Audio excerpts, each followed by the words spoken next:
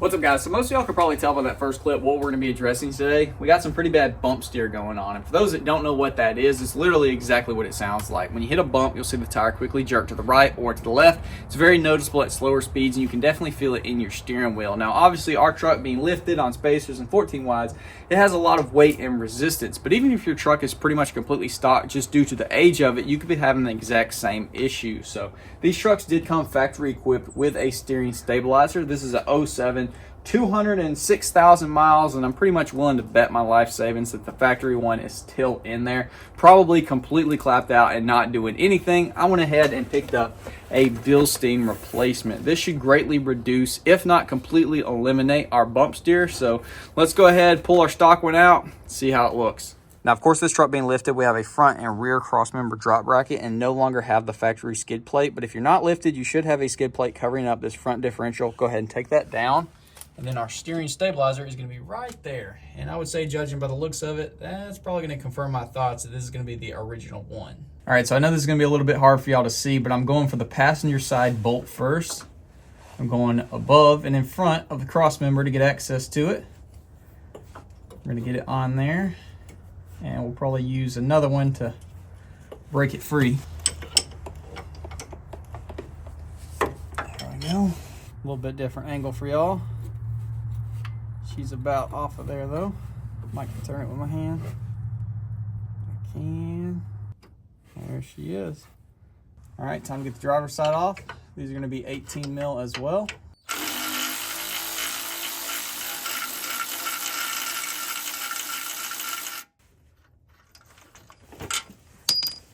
Now over here on the passenger side, I'm gonna stick a pickle fork in here, tap it with a hammer. Hopefully it's gonna drop right out.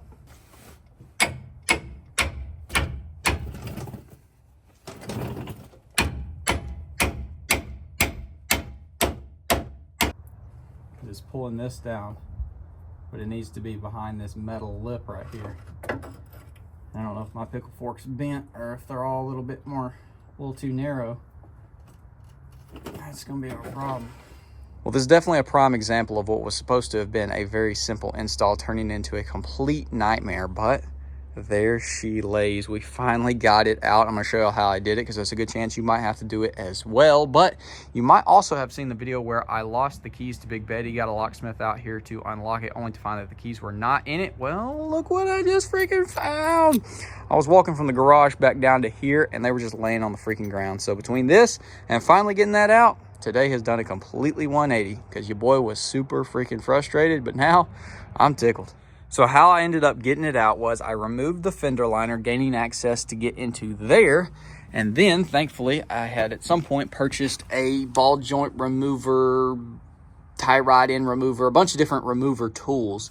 And I was able to undo the transmission.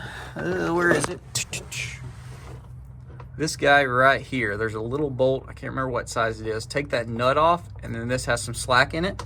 And I was able to get this, whatever this is technically called, up through here. And then I was in the wheel well, cranking it down, got it to pop free finally. So I'm gonna go ahead and get this guy back off of there, clean this up some. We're gonna throw our new one in.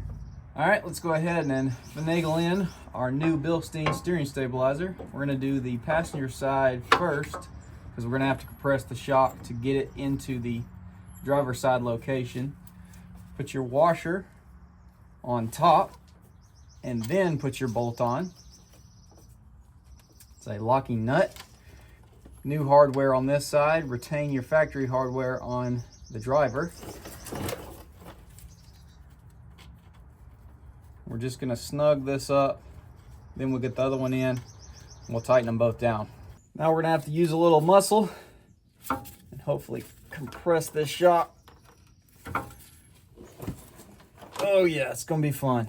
As y'all see, the differential is mounted to our front cross member, so this bracket is in the way. I cannot grab the shock in order to actually apply enough pressure to pull it back. So we're gonna go ahead, crank the truck, turn it to the right. That should bring the shock over an inch or two, and then hopefully I can just manhandle it into the factory location. I'm gonna use the crowbar to try to pry it back. Oh, that's so much easier. All right.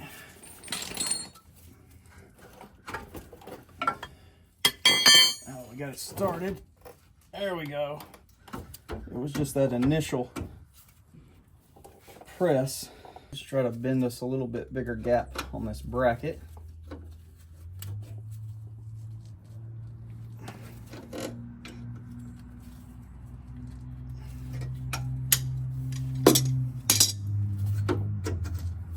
Here we go. Lining up. Boom. There she is.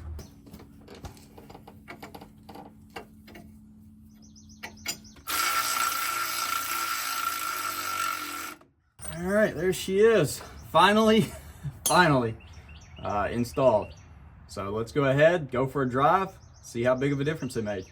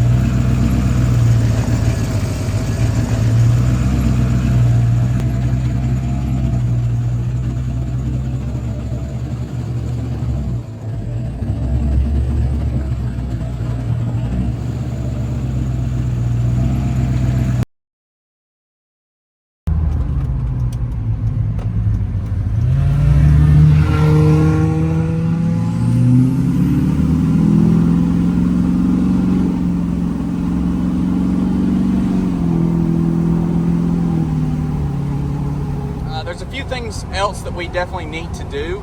One, I think it's going to be an upgraded gearbox to get rid of the slop.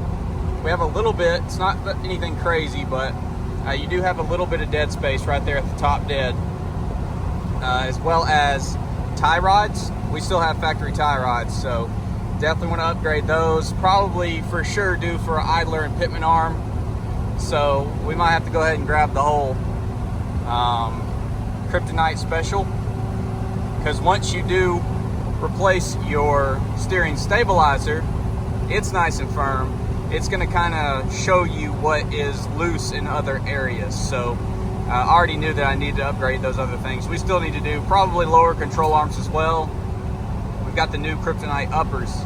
But anytime you replace a component that's attached to other components that are not brand new, those are going to be the next things that are going to be on your list to replace. So we probably do still have a little bit of free play in our stock tie rods, our idler arm, pitman arm, and our obvious 206,000, probably all original gearbox. So, all right, let's see how uncomfy she gets on this bridge. Oh, not bad at all. Very, very bumpy bridge.